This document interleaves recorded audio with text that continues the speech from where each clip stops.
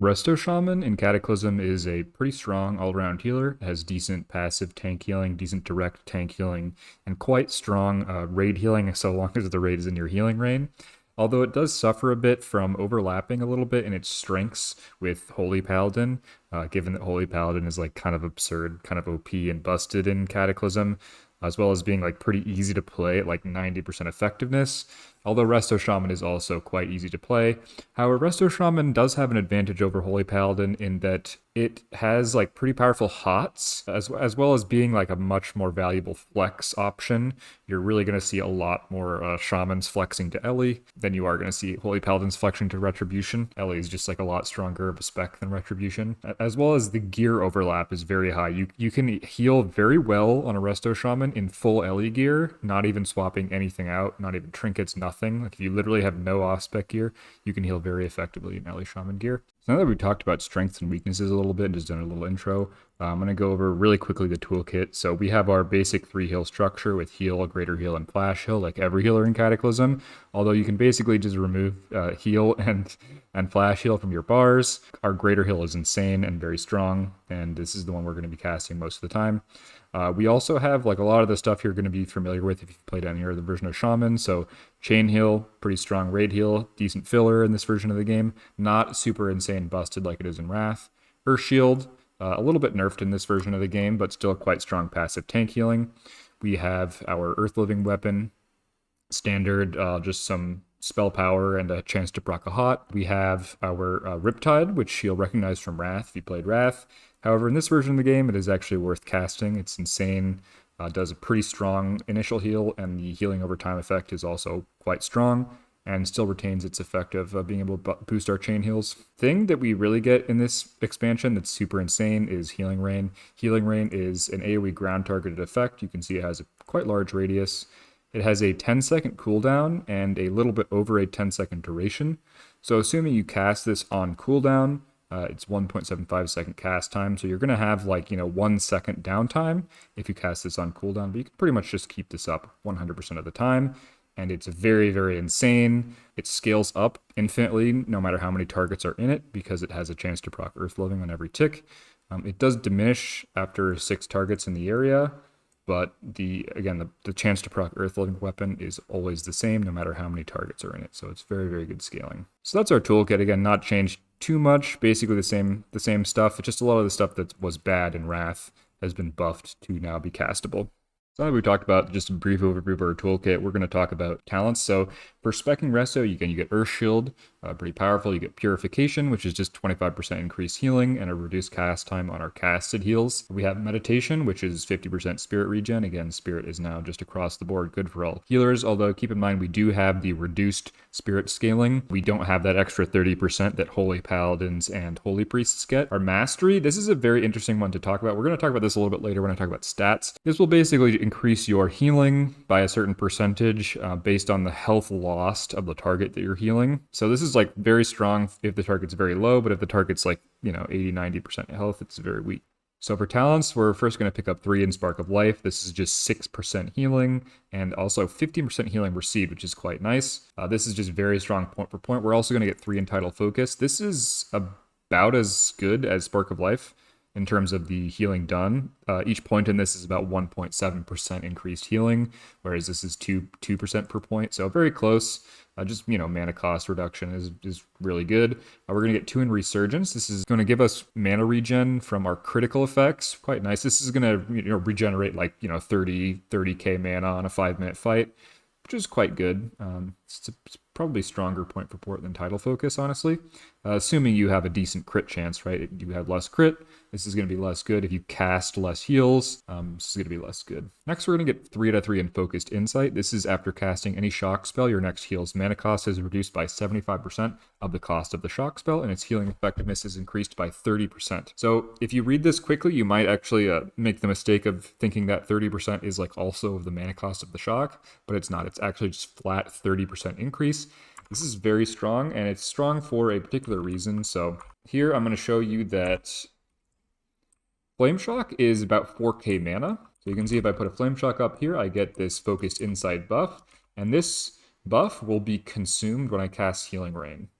So this healing rain is now doing 30% flat increased healing, as well as having its mana cost reduced by 75% of 4k.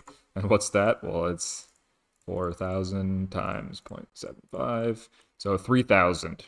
So the 30% increased healing only cost me 1,000 mana, and 1,000 mana for 30% increase on your healing rain is very, very good and worth.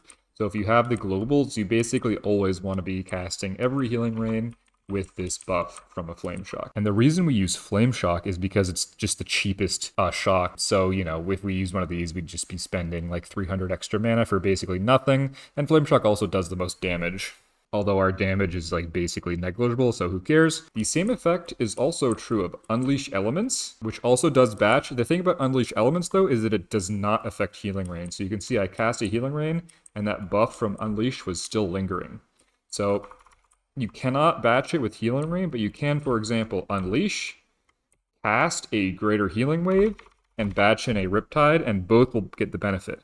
You can also stack your Focused Insight and an Unleash to get a super powerful Greater Healing Wave and Riptide. So that's Focused Insight. A lot of builds will tell you not to grab this, but I would never ever not grab this. It's just insanely strong, and our Healing Rain is such a huge part of our healing that getting 30% on it for, you know, basically just...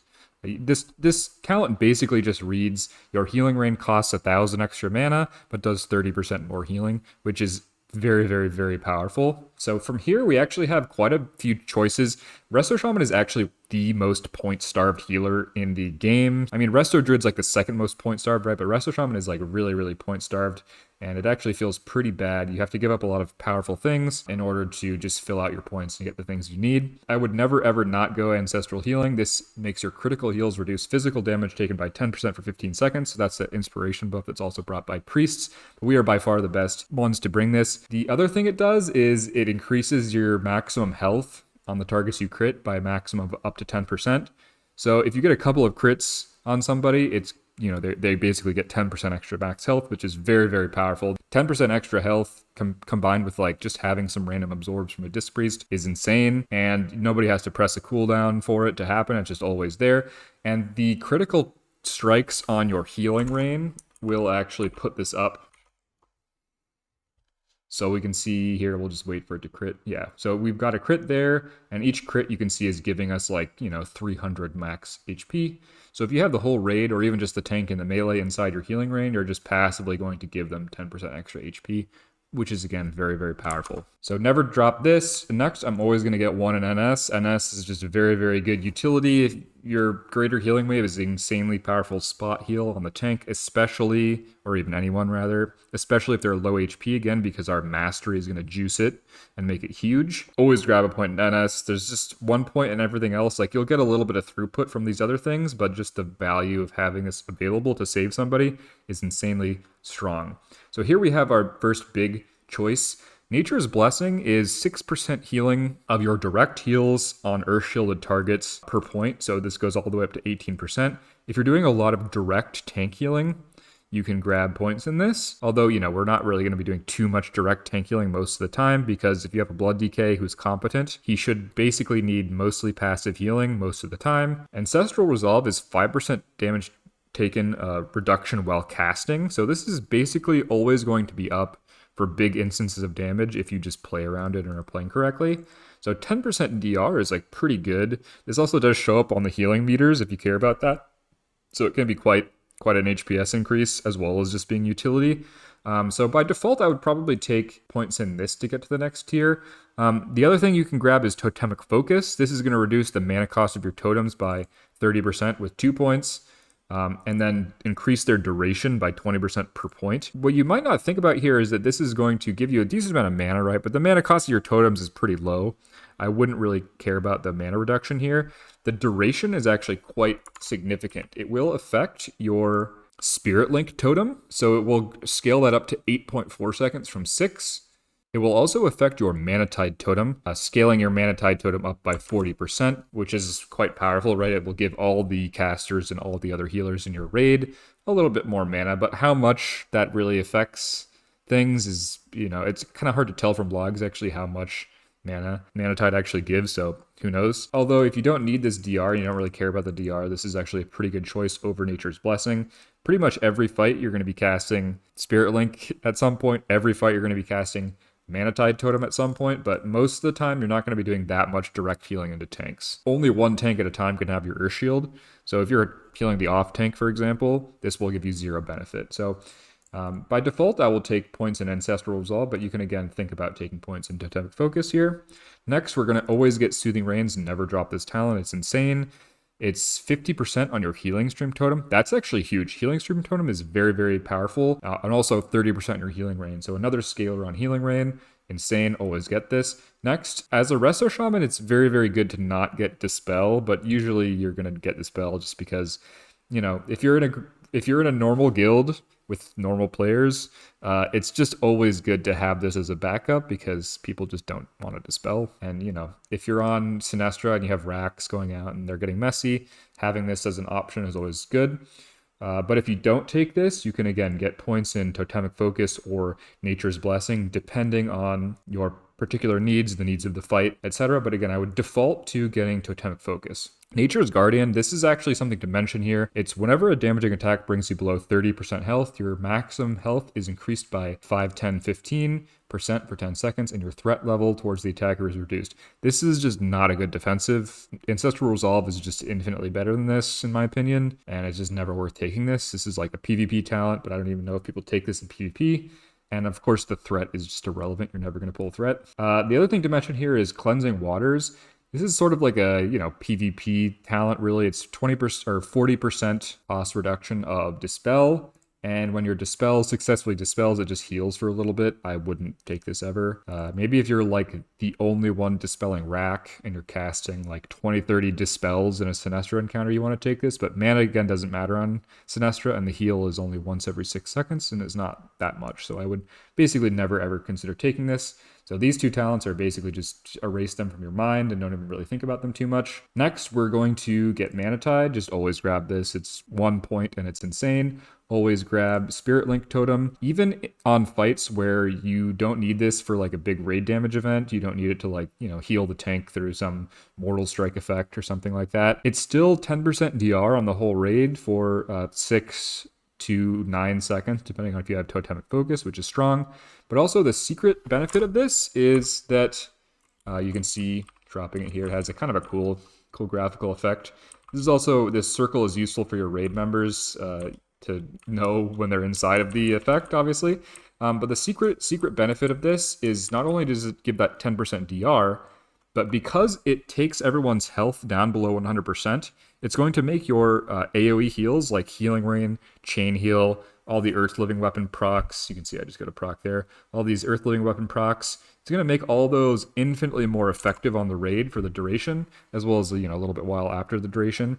Just because your Healing Rain is hitting everyone for a small amount. And so if everyone's at 90%, your Healing Rain is going to be way more effective than if like 3 or 4 players are at 30% and everybody else is at 100. Secret Healing cooldown, very strong. These two talents here are actually quite interesting. Ancestral Awakening actually looks super strong when you just read it. Basically 30% extra crit scaling. And not only is this extra 30% crit scaling, but it's also mitigating overheal, right? Because it's smart healing a lowest target raid member. So this basically turns our crits into like sort of quasi chain heals, right? The problem with this is that we're actually not going to be casting that many single target heals, and our crit percentage is going to be decently low in lower gear. We just have other things to get with these points. So most of the time, you're actually not going to take Ancestral Awakening, or you're not going to take 3 full points in it. The other thing here is Telluric Currents. So this says your attunement to natural energies causes your Lightning Bolt spell to restore mana equal to 20% of the damage dealt, and that goes up to 40 with 2 points. You're always going to take this. This is insane. It just basically makes your Lightning Bolt into a mana generating ability. And this, our entire like playstyle is going to be sort of warped around this talent, basically just turning like cast time and globals into mana. Next, we're going to get 3 Tidal Waves. This is every Chain Heal and Riptide. Get 2 stacks of this buff. It makes our Greater Healing Wave 30% extra cast time. and the crit chance of our healing surge by 30%. This has 2 charges. That healing surge effect is not enough to make healing surge worth casting, but the greater healing wave effect is actually quite insane. It makes our greater healing wave similar cast time to healing surge, and it basically turns our greater heal into one of the best spot heals in the game. Really fast cast time, pretty good mana efficiency, pretty good healing per cast, and paired with this next talent we're going to talk about, also makes it just really insane at healing very low health targets. So Blessing of the Eternals, I would generically get 2 points in this. This grants an additional 80% chance to trigger your Earth Living Heal over time effect when you heal an ally who is below 35% health. So you can see here, Earth Living Weapon imbues our weapon with Earth and Life, increasing spell healing by 744. And each heal has a 20% chance to trigger Earth Living effect, which is just a hot. You can see that 20 plus 80 is a 100% chance. This means that, so anytime you're healing anyone under 35% health at any time with any heal, you're proccing a Earth Living Hot, and that Earth Living Hot in current gear does about like 7k healing. So 7k extra healing on anyone below 35% health. Plus, given our mastery, we're already going to be having boosted heals on people that are low. What this, paired with tidal waves, paired with our mastery, is going to do is make it so that we're exceptionally good at spot healing very low targets. And we're also just encouraged to do that more to increase our HPS, right? The 31 point talent is Riptide. Riptide is just, again, pretty insane little spell that does an initial heal and places a heal over time effect on the target. This is super efficient, very, very high healing per mana and healing per cast time. So now we have a couple more points to play with. There's actually a ton of options here. There's elemental weapons. This is going to increase the bonus of our Earth Living Weapon by 40%, as well as the effectiveness of our Unleash. We have improved shields, which is increasing our Earth Shield by 15%, and our Water Shield orbs. Crucially here, not the mana regen from Water Shield, just the orbs. And we also have some points we can take in Elemental, which are going to buff up our Telluric Currents effectiveness. What do we go for here? Well, I would recommend you should just always go into the Elemental tree to get your hit cap. And what we're going to grab here is 3% crit with everything. Again, crit is mana with Resurgence. It's decent throughput. If you have Ancestral Awakening, it's also a little bit better. Not great point for point, but better than the other 2 options. And then next we're going to get 2 in Concussion. What Concussion does is just increase the damage of our Lightning Bolt by 4%, which is again just 4% more mana from Telluric Currents. The other option here is 2 in Convection. Concussion is just, it's just better than this point for point, and it also scales with gear better, whereas this is just a flat amount. 4% is like multiplicative scaling that scales with all your other stats, your spell power, everything. So I would just always go Concussion. Now we're going to get 3 in Elemental Precision. So what this does is converts all of our spirit into hit rating, as well as just increasing our damage by 3%. So this gives us hit cap on all of our spells, including, crucially, our kick, as well as all of our Telluric Current stuff, our Flame Shock, everything gets hit cap, and you don't really have to try because you're going to be getting a bunch of spirit anyways. So this is really, really, really nice. And again, that hit cap is 17% extra mana from Telluric Currents over the course of the fight, which in itself is not like super insane, but the marginal benefit of like hit capped on your shocks, hit capped on your kick, our kick is like kind of insane. We really want to get hit capped on our kick, as well as just the marginal utility of like if you're super and you have enough mana to cast a lightning bolt, and you cast a lightning bolt and that lightning bolt misses, your mana is like totally screwed over. So you kind of want to have that smoothing out of your Telluric Currents mana return, and that smoothing out is very important, and hit rating helps with that. So now we have a couple more points to play with. So there's a couple of options here. There's like the utility focused option, which on prog, on fights where kicks really matter, this is actually a good option. It's reducing our windshield cooldown by 10 seconds, as well as shock, but shocks don't really matter too much. So this is like really, really good. Like you can imagine proccing on Cho'Gall. If you can have like one of your Resto shamans do all the kicks on one of the ads, that's really nice and frees up your DPS to just blast and zug. But there's also a couple more things you can grab here. You can grab, again, if you're like doing a single target focused fight, you can grab points in Nature's Blessing. If it's tank healing, you can grab points in Ancestral Awakening. If it's spread out single target healing for some reason, you can also get Ellie weapons or shields. Between these 2 options, I would always go elemental weapons, especially if you're going to be unleashing at all, which usually you're not going to be. But if you do like playing with unleashed weapon, which is it's okay, it's decent healing per cast and healing per mana in itself. And if you're batching the 30% effect to double dip, It's pretty good. This is like the generic build I would go for with 2 points in LE weapons. I'll talk about this a little bit later, but Earth Shield is really not that strong. So 10% on Earth Shield and 10% on your Water Shield orbs is not super important. There's also another option if you do not want your hit cap. You can go for Ancestral Swiftness, which is instant Ghost Wolf and also movement speed. So this gives you a little bit of stats by freeing up movement speed and enchanted tributes. And also, if in a fight with a lot of movement required, instant Ghost Wolf can be quite powerful, as well as just giving you a little bit of buff on your shields. Even if you drop hit, though, I would not drop Telluric Currents, and I would probably still grab this crit over other effects here, although you could drop this crit for something like Ancestral Awakening. Although I think that 3% crit is probably going to give you more HPS overall than Ancestral Awakening. So this is an option here. You could also grab Totemic Reach. This is increasing the range of your totem's effects by 30%. So if you're really bad at replacing your totems, this can be quite nice. The other thing that this does is it will affect your Spirit Link totem. So if you find yourself on a fight where for some reason getting 30% extra radius, which is actually quite large on your Spirit Link, matters, you can take this over 2% crit. So this is the other build. I would pretty much would never play this Ghost Wolf build, though. It's just less throughput. Honestly, with Rocket Boots, you shouldn't have any mobility problems on pretty much any fight in Cataclysm. So that's talents. Let's talk about Glyphs. So our first two Prime Glyphs are basically not negotiable at all. There's one which is Earth Living Weapon, which is 20% increase of your HOTS healing on Earth Living Weapon. Earth Living Weapon should be like 20% of your healing, so this is like, 4 or 5% healing increase. Insane. We also have Riptide. So Riptide increases the duration of Riptide by 40%. So the HOT on this is actually pretty good. It does a lot of healing. 40% increase on that is huge. Always get this. Never don't get either of these two glyphs. If you ever see any guide or anything telling you not to get either of these glyphs, it's wrong and you should ignore it. The third glyph slot is actually pretty interesting. I think most people just always go Earth Shield. On a fight with like a decent amount of tank damage, if you're keeping good uptime on your Earth Shield should be like, 4, 5, 6% of your healing. So this is going to give you, like about 1.2% increased healing. And it's also like pretty good healing, right? It's passive on the tank. It's low overhealing. The other glyph here, Water Shield, is actually like pretty powerful. You can see our Water Shield. I actually put the glyph on just for testing purposes here. You can see our Water Shield gives 531 MP5. And if I swap to Earth Shield, it's now giving us 354. So we lose about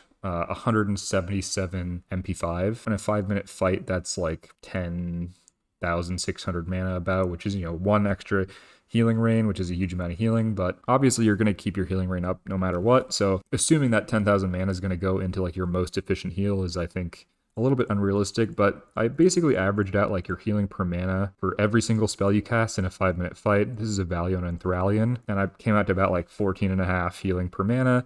So you're going to get 154k healing from that Water Shield glyph, assuming you actually spend all your mana. But still, assuming that your Earth Shield does like about 500k on this 5-minute fight, which is about what it did on this log that I checked, the Water Shield glyph's actually better, just HPS wise. It's a little bit of a quandary here. They're very, very close. And given that Earth Shield is like healing on the tank and it's passive and it's infinite range and it helps to keep up ancestral healing buffs and that type of thing on the tank, it's probably usually better to go Earth Shield. But again, Water Shield is actually probably a little bit better HPS, like 0.5% extra HPS, assuming you play perfectly with your mana. So those are our 3 prime glyphs. Again, you probably should just default to Earth Shield, especially if you don't play your mana perfectly. But if you do play your mana perfectly and you really care about like your HPS a lot, you can go Water Shield. For major glyphs, there's actually a decent amount of options here. So I basically always grab Chain Heal. What this does is it doesn't really increase the amount Chain Heal heals for by too much, but it does like spread the healing out more. So it's like less concentrated on the first bounce and more spread out. Probably going to reduce your overhealing a little bit. And also it is like a little bit of a throughput increase. The next thing you can grab here is Healing Stream Totem. Our Healing Stream Totem actually does a huge amount of healing. And what this does is reduce the need to ever drop any resistance totem, because it just makes your healing stream a resistance totem. And also it gives nature resistance, which is very strong given that the aura from Paladins does not give nature resistance. And you should have 100% uptime on this healing stream totem anyways, so this is just free value. The next thing you can grab is actually a little bit of a choice here. The first one, which I would take for prog, especially prog in tier 11 with low gear, is Stoneclaw Totem. This is going to place a shield on you for the percentage of the health of the Stoneclaw Totem. It's about 16k, and it costs very little mana. It costs 1,000 mana for 16k healing. So very, very, very good healing per mana, and it's of course an absorb, and absorbs are insane. They can mitigate one-shots very effectively. The healing per cast time is kind of low, but it's again very efficient. And on any fight like Nefarian, where you're going to get hit by a big hit and you have any danger of getting one shot, I would always grab Stoneclaw Totem Glyph. Also, the Earth Totem slot just doesn't really matter that much. Doesn't really matter if you overwrite it. Doesn't matter if you recast it. All these Earth Totem Glyphs are, there's going to be a million of these buffs in the raid, so don't worry too much about that. Anytime where you're going to get one shot, this is really useful. The other thing we can grab is Healing Wave. This makes Healing Wave heal for 20% of its amount on us when we heal somebody else. So it's a 20% throughput increase for Healing Wave. This is very weak though. Healing Wave is not a very good spell, and you're probably not going to cast it a lot. So I really would not grab this. I would just kind of use our Glyph slots for Stoneclaw and some utility. For 5-man content, which of course is not really that important, you can, however, take Grounding Totem or Totemic Recall in this circumstance, which Grounding Totem is kind of fun. It makes it into Reflect, which is kind of cool in some 5-mans. You can reflect some kind of wild spells. Some trash also has reflectable spells, so you can play around with this just for fun. And Totemic Recall, like if you're in 5-mans and you're dropping your totems every 5 seconds, although I think in those situations you're probably going to want Stoneclaw. So these are the three you pretty much always run with. For minor glyphs, who cares? Just get like Renewed Life and like water walking or water breathing or whatever you want to. So that's talents and glyphs. Again, this is kind of a long segment, but it's useful to be long because there actually are a lot of very meaningful choices in this talent tree.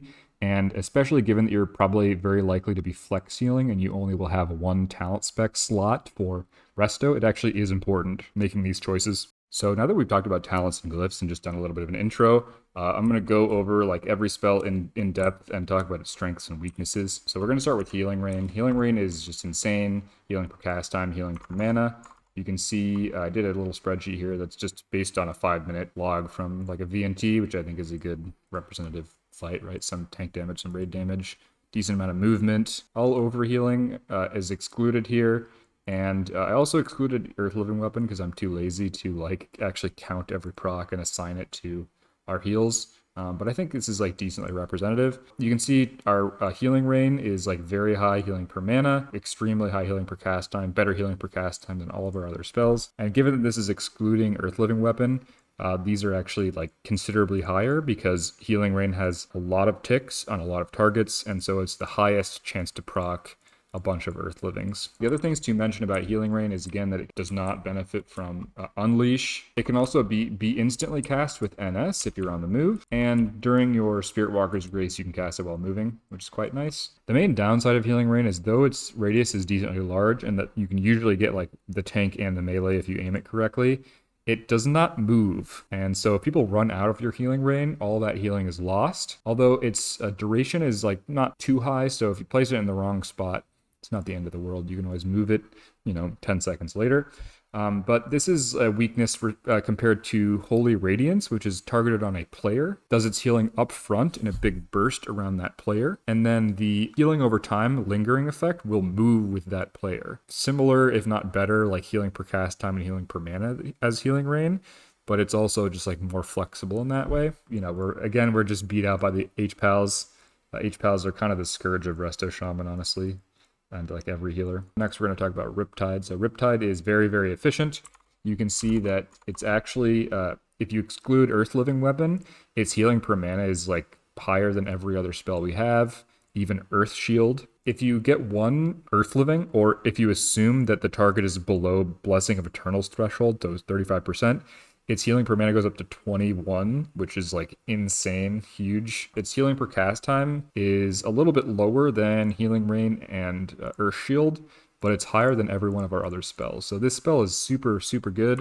It also has low overhealing, right? Because it's an initial heal and then a hot. So anytime where there's ticking damage, you should just always cast this on cooldown whenever possible. So that's Riptide. Healing Surge, just never cast this. It's bad. I didn't even bother to calculate HPM and HPC with this because nobody casts it because it's so bad. Yeah, just don't cast this. Take it off your bars. I have it on my bars, but I'm trolling. Healing Wave, basically just never cast this. The thing with Telluric Currents is that we actually don't have empty globals. Every single second that you're not casting a spell is massive loss because you could just be casting a lightning bolt. If you look at Healing Wave, it's very, very, very low healing per cast, and the healing per mana isn't even that good, and the healing per cast time is like terrible. And even if you assume you're going to get a Earth Living proc, like if the target's below 35% or you just happen to proc an Earth Living effect, it's still like pretty bad healing per mana. It's like less than half of a Riptide. Pretty bad. You're basically always better off casting a Lightning Bolt than casting a Healing Wave, and then using the mana you get from that Lightning Bolt to cast a higher HPCT spell. And if you ever go from casting a Healing Wave and not casting a Lightning Bolt, and that going causes you not to be able to cast a Healing Rain, the healing you lost you're going to get from that is going to be so much more than the healing you gain from casting it. So you basically shouldn't cast Healing Wave. So now let's talk about Greater Healing Wave. Again, when we have our Tidal Wave procs up, the cast time of this is like 1.5, and this is, unbuffed haste. This spell is, you can see, pretty good healing per cast time, and the healing per mana is not the greatest. Assuming you get a Earth Living, it goes up a bit to like 5.5, but it's still way, way lower than our other like efficient spells, and meaningfully, it's way lower HPM than Chain Heal. And this Chain Heal the Chain Heal HPM is even worse, given that Chain Heal has 4 chances to proc Earth Living. So if you get 1 proc of Earth Living, Chain Heal is almost double the HPM. And if you get all 4, then it's, like 13 versus 5.5. So pretty huge. So what this means, and again, this is from a log. So the sample size is actually really small in these casted heals because this was like a guy who was pressing a lot of Chain Heals. The basic takeaway here is that unless your Greater Healing Wave is going to benefit a lot from Mastery, or the target's going to die, you're better off filling with Riptide and Lightning Bolt. And if the raid is taking damage, and that's like consistent raid damage and nobody needs spot healing, you're better off pressing a Chain Heal. However, the utility value of a Healing Wave with respect to being able to instantly top somebody from 0 with a enormous Mastery boosted Healing Wave that also procs Blessing of the Eternals is really, really, really, let's actually get below 35% here. So the actual just utility value of being able to instantly chunk somebody who's low and proc Earth Living on them, potentially proc Ancestral Vigor, is just huge. And it makes our spot healing, like even if it's not super duper mana efficient, it just makes our spot healing really, really powerful and useful to the group, especially given that because of how Telluric Currents works, we don't really care that much about HPM. We care more about doing a lot of healing per cast. Greater Healing Wave is pretty high healing per cast. And so, if we have that mana to burn, which we really do, and we just want to be global efficient, casting Greater Healing Wave like into low players is actually a pretty good idea. So Earthshield. Earthshield is efficient, but like not super strong. It's not like the most insane button, but it is like just decent passive tank healing that's like basically free, right? Also, the first one you cast in the fight is 100% free because you can go into the fight with 1 up. But you can see it is very, very good healing per mana, and its healing per cast time is like double that of Riptide because, again, 1 cast is 9 hits, and each hit hits for like, 8k or something. It's also super low overhealing because it's on hit like Palm, and it's like infinite range, which is nice. It's even longer range than Beacon. Quite a strong heal. Just keep this on cooldown. Pretty high priority to keep it up on the tank. And try to keep it on the tank that's actually taking damage. It's worth it to swap, even if you only have like half of the charges expended. It's still worth it to swap if a different tank is taking damage, rather. Let's talk about Chain Heal. Chain Heal is a mana sink, Greater Healing Wave, and the rule is like if the raid is taking consistent damage, fill with Chain Heal, and if the raid needs spot healing, fill with Greater Healing Wave instead. And because it has 4 instances of healing, as long as you hit every bounce, it has, like a 4 times expected value on proccing Earth Living as something like a Greater Healing Wave. So if there's consistent raid damage going out, you're better off casting Chain Heal. Our next spell is Healing Stream Totem. Healing Stream Totem is actually like pretty insane. If you look at like, logs, it's this has overhealing on. If you look at logs, it's like doing 10, 11, 12% of your healing, which is like kind of busted. It's like 3000 HPS or something like that. Assuming that you're in a group that's taking damage. If I were to calculate like the healing per mana of this spell, it would be higher than every other spell in your toolkit because it costs 400 mana. You can see he did 3 casts of this just to keep it back up, and it did like 1,000,000 healing. So that's insane value. So it's actually super important that you keep this up. And the main problem here is like, usually you just put this down in the right spot at the beginning of the fight and it's up the whole fight because its duration is quite long. But if this ever does go down for anything, or if you cast a Manatide Totem, this will overwrite your healing stream. So as soon as that Manatide Totem, like it's going to pulse, it's going to drop. As soon as that goes down, drop your healing stream totem back and just get it back to ticking because it is huge. It's actually way bigger than people think. It does more healing than Earth Shield. Also, like, grouping is actually kind of important. You want to try to be in a group that both needs the healing and also is close to you. So being in the healer group is actually not ideal for Resto Shaman. You kind of want to be in a ranged DPS group with like hunters, maybe mages, classes that don't have like self-sustain that are going to take a lot of damage. All the healers do like a decent amount of self-healing to themselves, so you kind of don't want to be in the healer group if you're a Resto Shaman, so that's something to keep in mind. Next, we're going to talk about Unleash. Unleash with Earth Living Weapon is going to heal for a small amount, which does again have the chance to proc Earth Living, and it's going to increase the effect of our next direct heal by 30%. And as we said before, you can batch this to do double dip. So if you look at the spell power coefficients, it's pretty similar to Healing Wave. It's a little, maybe 20-30% less direct healing, but it is instant. And that 30% effect is quite good, assuming that you do batch it into a casted heal and a Riptide. If you only get one, it's not super worth. But if you're moving and assuming your Spirit Walker's Grace, that's off cooldown, you can't Spirit Walker's Grace and you can't NS, and you have a Riptide on cooldown, you can always Unleash while you're moving.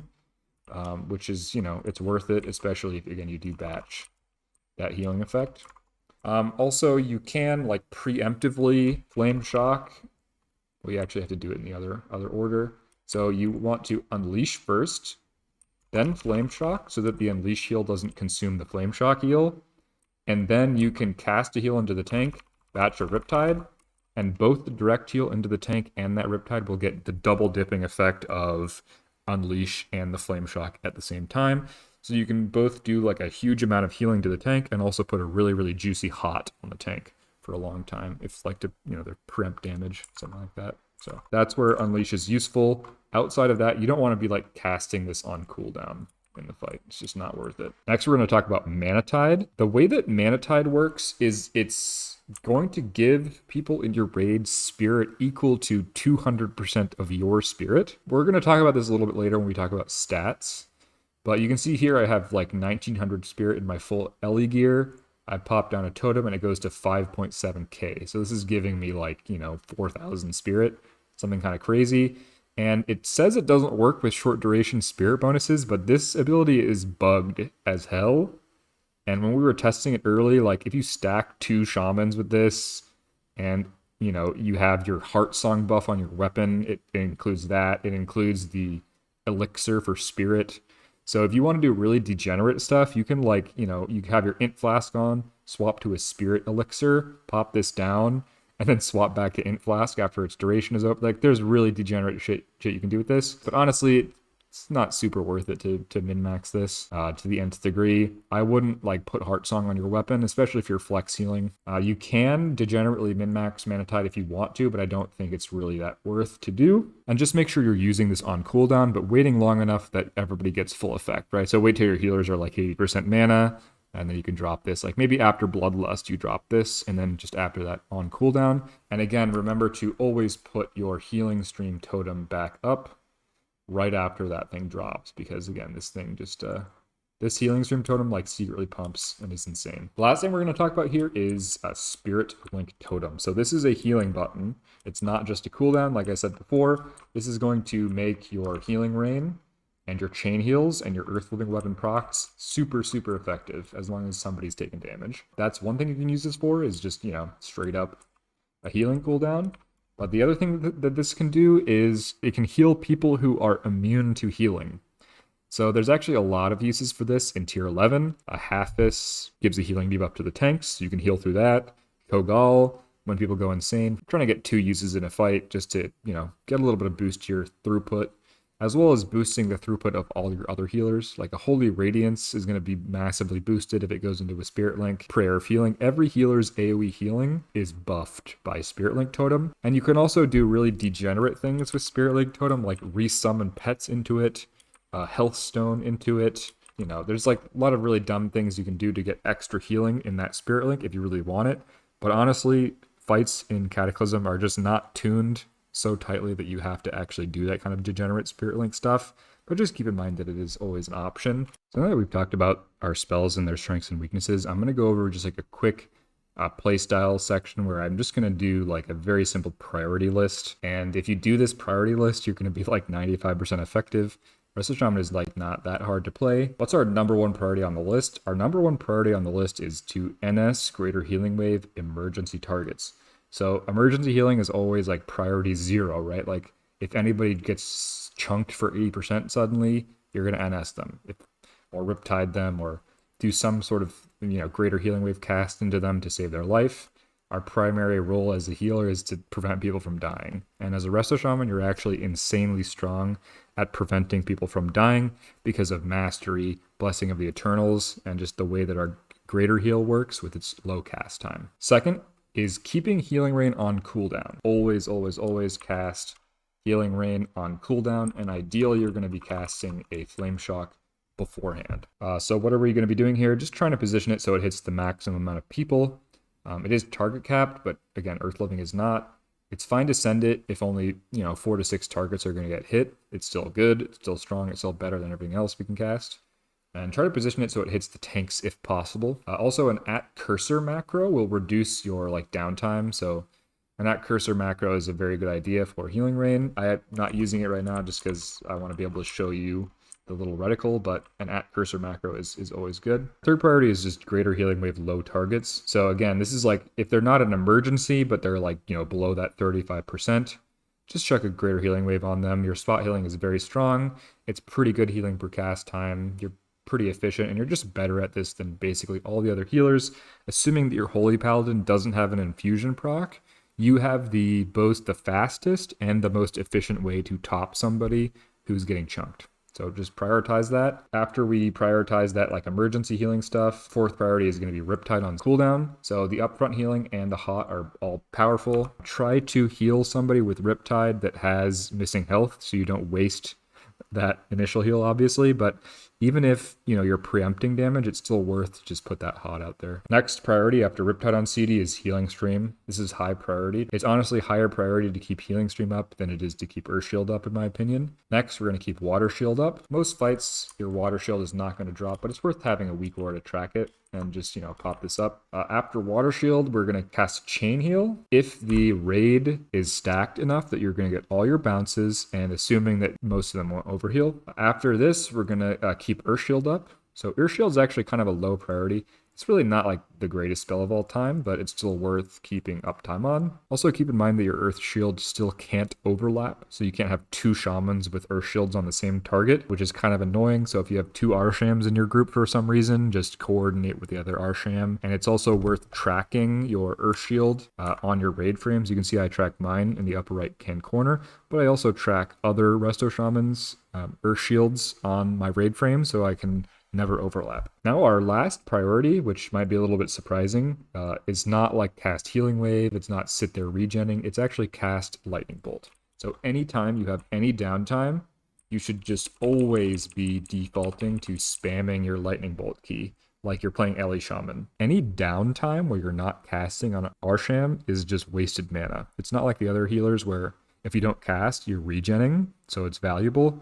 On an Arsham, if you are not casting Lightning Bolt, you are just wasting your time. So always be casting. It's like a DPS in that way. So that's our basic priority list. Again, pretty simple. If you do all these things and you just choose your targets intelligently, you're going to be blasting and you're going to be doing really good healing, assuming people are standing in your healing rain. All right, so now that we've gotten all the important stuff out of the way, we're going to do some housekeeping. We're going to talk about gearing, stats, racials, enchants, gemming, all that kind of stuff that's pretty obvious that you can just look up on Wowhead for the most part. First, before I talk about gearing, I'm just going to mention that the primary strength, in my opinion, of Resto Shaman, outside of speedrunning, where Telluric Currents is kind of insane for that environment, and your mana sustain is really good, But like in a normal raiding environment, I think Resto Shaman, it's really not like the best raid healing. It's not the best tank healing. It's really good spot healing, but that's like, every healer can do spot healing. H-Pals kind of just beat us out in the raid healing department, honestly. But what's really the value of an Arsham?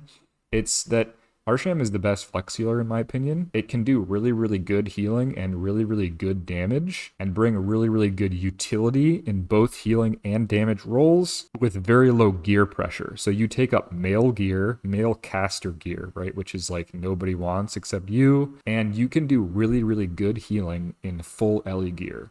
You can see here I have like full Ellie trinkets. I have full Ellie Tiron. I don't have like a spirit set. I don't have healer trinkets on this character. It's basically just like a bunch of Ellie gear, and I do no reforging. I don't swap anything out. I use the Dark Mood card and a Bell when I play Resto Shaman. And you can see actually, well, you can see my parses here. Actually, a lot of these are like Ellie Shaman healing parses, which you can tell that basically no Ellie Shamans ever use their utility or cast Healing Rain or ever heal themselves, because I just have like hundreds and 99s basically just playing normal.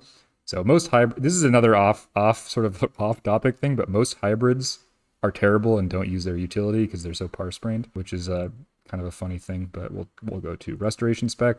You can see I have like pretty good parses, and all of these parses are playing with full Ellie gear.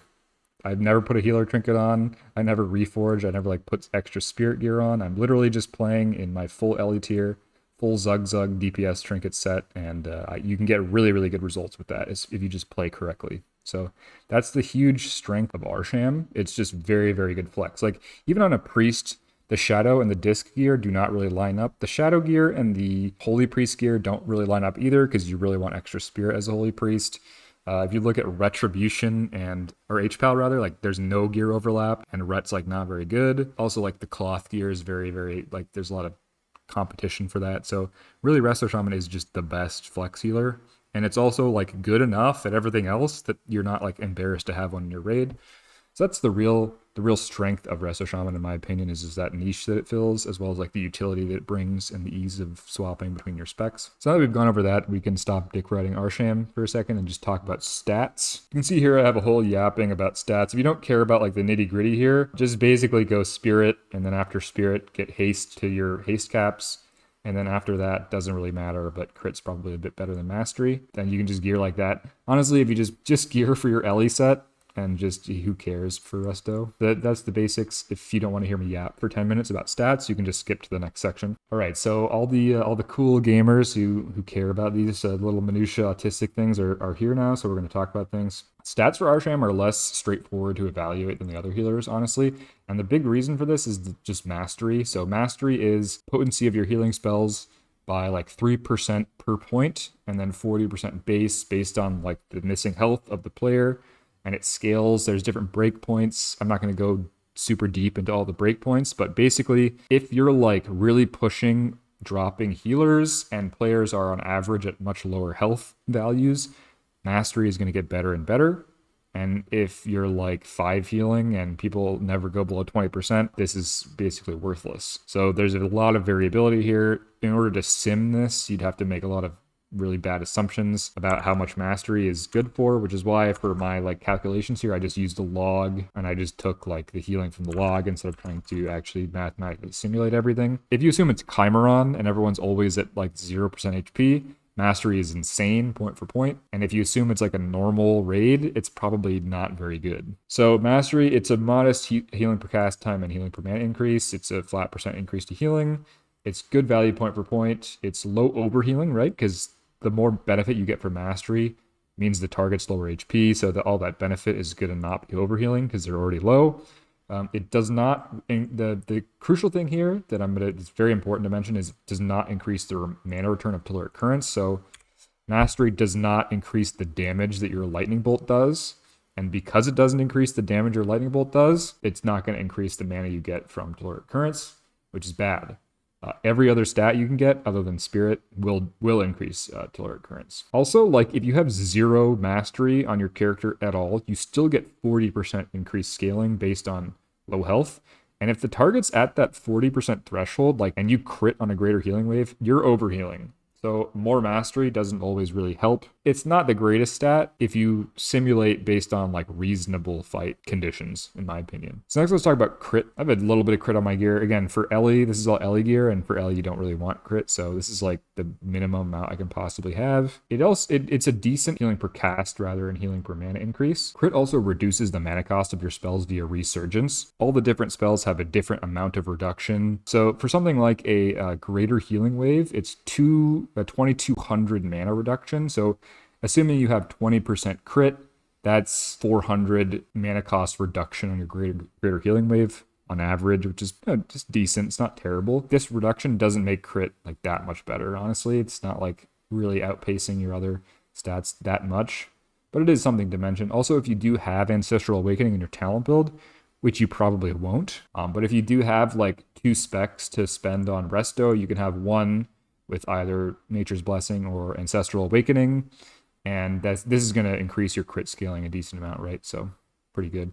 Also, I would just run like the crit effect meta, because if you're going to swap to Ellie at any point, it's just good to have.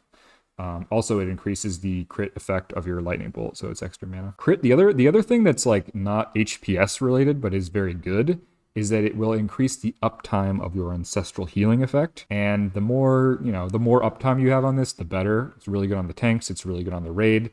So crit has like a utility effect beyond just HPS. So haste is only a healing per cast and healing per mana benefit at your haste caps. Beyond that and below that, it has 0 value in terms of HPS. So as I've said a million times, haste is not like the magic staff for healers. It's not very good unless you have a lot of things that are benefited by those caps. So I have the table here. This is just a spreadsheet you can look up that's haste calculations for Cata. And this is the Restoration Shaman section. You can see we have a lot of spells that benefit from haste. So on the face, you might think, oh, well, haste is obviously just going to be a really good stat, right? Because we have like 5 different things that can benefit from haste. But so if you look at a lot of these numbers, it's actually like, to get our first tick on Riptide with Glyph, it's 260, which, that's insanely low. And to get the second, it's 2005, and then it goes up to 3400. So you're never going to get this third tick unless you're in Bloodlust, and 2005, that's reachable in tier 11 gear, but it's a lot of haste. For Earth Living, again, it's 916, which is, you're always going to get this, right, in reasonable gear, and the next one's like 4000. So you're never going to get this until like Dragon Soul, maybe, if you really gear full haste. Healing Rain, same story, right? For non-goblins, the first extra tick's 600, so you're always getting that, and the second extra tick is 3000, so that's not reachable in tier 11 gear, but you're going to grab that with Bloodlust. You only ever actually need to, in tier 11, go to this 916 number to get pretty much full benefit out of your haste. And if you really want to, you can get 2005 for this extra Riptide tick. But honestly, if you're gearing fully for Resto Shaman, I would just go to 916 and not get any more and get everything else in crit. If you're gearing for Ellie, you're obviously going to have a bunch of haste. The other thing to mention with haste is that it does increase our mana return from Telluric Currents, right? Because it won't increase the amount of damage that each lightning bolt does. Your mana per cast of lightning bolt doesn't go up, but you're going to be able to cast more lightning bolts. Also, if you get to those tick breakpoints, it's like you're double dipping, right? Because if you get an extra tick on Healing Rain, that's extra chances to proc Earth Living, and then your Earth Living is also getting extra ticks from the haste, so you're double dipping there. So if you can get to those really, really high haste levels where you're getting extra ticks on both Healing Rain and Earth Living, you get a huge benefit from that. So it's worth doing if you can get that high of haste, but if you can't, you're obviously just going to take all that extra stuff and go into crit. And also, again, because of those extra ticks, you will also increase your ancestral healing uptime. Haste and crit, again, look pretty good. Mastery is very situational, but decent. And the last thing we're going to talk about is Spirit. So you can see here, I basically have the exact amount of Spirit that it requires to get hit cap, because again, this is my Ellie gear, and I don't have a Resto Shaman set. If I was gearing only for Resto Shaman, I would prioritize Spirit as priority 1, And why is that? Well, Spirit is just really good for every healer. It just gives you more mana, and more mana is less time you have to spend casting Lightning Bolt, which means more Riptides, more greater healing waves, more chain heals, more everything, which is more healing. It converts to hit rating, but, obviously past your hit cap, there's no value in that. The extra little thing that makes Spirit so good for Resto Shamans is, again, that Mana Tide Totem. So this will every point of Spirit you get is also going to be doubly effective in this Mana Tide Totem, and that's your entire raid. So your Arcane Mages, if you have those for some reason, your other healers, your Ellie Shamans that are randomly going spamming Chain Lightning or whatever, like, this is a pretty good spell, and Spirit is just doubly beneficial to this, right? Because it's 200% of your Spirit. But again, if you are just flex healing, I wouldn't really bother having like too much of a Resto set. But if you can afford to, gearing for full Spirit, and then after Spirit, haste to your caps, so that 916 value. And then after you get that 916 value, everything that isn't possible to be Spirit is going to be crit. And that's how I would play Resto Shaman. So that's stats. Now we're going to talk really quickly about gear. Honestly, if you had to just get one tier set, I would just get the Ellie tier set.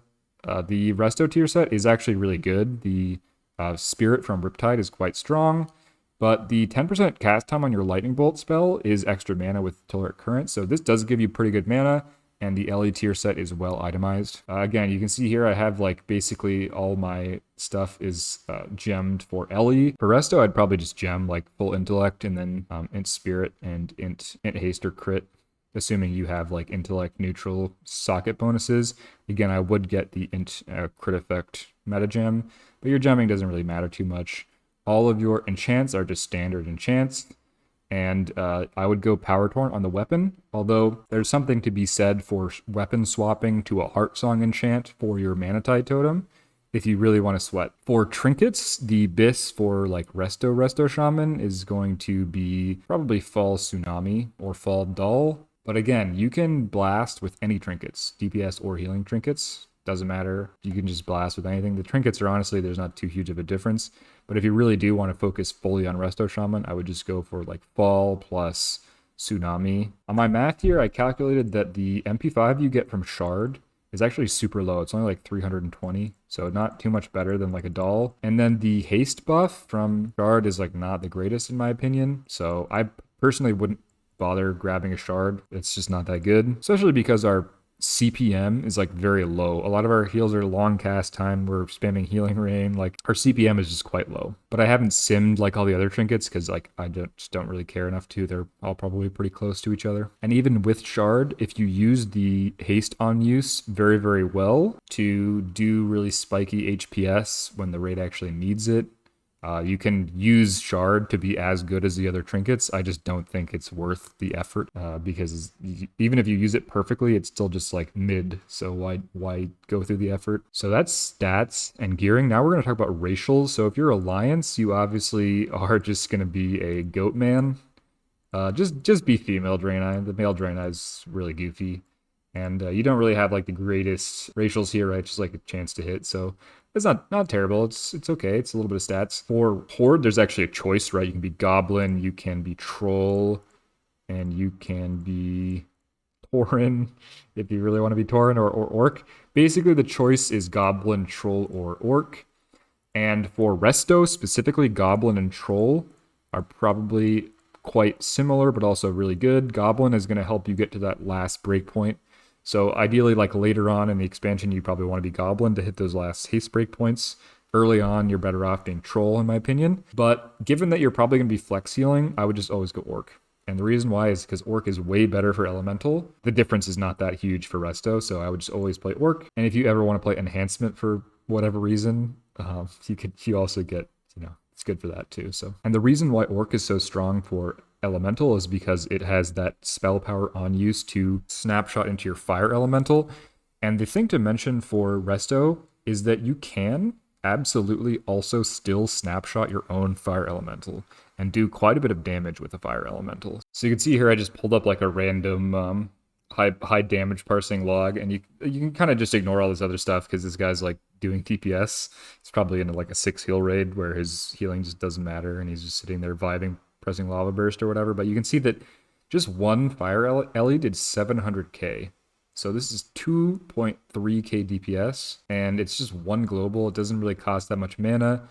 You can just drop this with your first like Orc Racial plus your pre-pot plus your first Power Torrent proc. You know, assuming you don't have any trinkets. Anything that procs to gives you intellect, you just drop this at the beginning of the fight, and it just does like 1,000,000 damage for free. You know, Orc has some value there in terms of healer damage, and this is the kind of healer damage that's actually nice because it's just fully 100% free and has zero negative effect on your HPS. So this is worth doing. So that's racials. Again, pretty simple for Alliance. It's just you don't have the options. And for Horde, it's like pretty close, but I would just go with Orc personally. For professions, you have like your primary professions, right? Alchemy, blacksmithing, enchanting, NG, inscription, all these. And you have gathering. Just don't be gathering. Herbalism is like okay, and skinning is okay. Like it's better than nothing. You really want to be one of these. And you always are going to have one of your slots be engineering because of nitro boots. Gloves are pretty good too. It's like, you know, it's not like it's basically the same as every other one, but you also get nitro boots. So just go NG.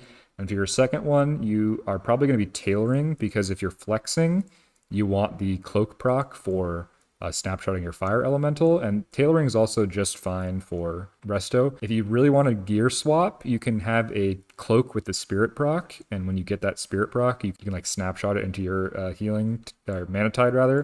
But that's really not worth doing in my opinion. And if you do have the intellect proc on your cloak, you can again snapshot that into your own resto shaman fire ellie and blast with that. So you're basically just going to be NG tailoring.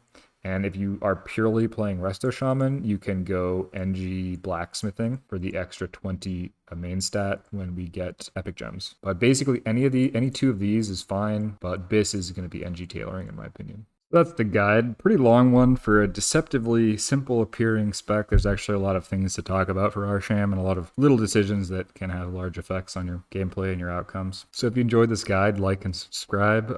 If you have questions or you want like log reviews or anything like that, you can just hop in the Discord in the description or DM me on Discord or anything like that, or just leave a comment. I read all of them. So thanks for watching. Swobu, Zug Zug.